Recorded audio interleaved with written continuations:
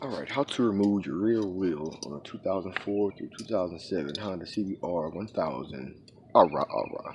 Bam! Just what you're going to need right here.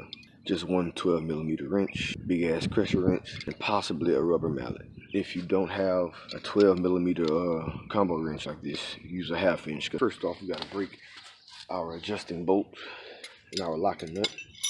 12mm once again. Break that bad boy, spin it up. Once again, I'm doing this via Honda's service manual. Same thing to the other side. Break that sucker loose. And you could use breaker bar or the torque wrench, but torque wrench paperwork that comes with it tells you not to use it in reverse. But I do it anyway. But I got this crescent wrench. And the size of this crescent wrench is a big ass. Here we go. Pull off your axle nut. Pull off your washer. Pull off your adjusting axle plate. Pay attention to how you took it off, which is pretty much common sense. Next, on the other side, you're going to take your adjusting axle bolt, screw it in forward so you can push the axle.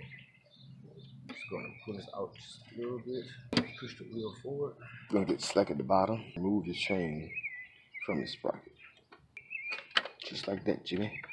What I do is I like to place my foot to the bottom of the tire while I'm sitting down to keep it up off the ground.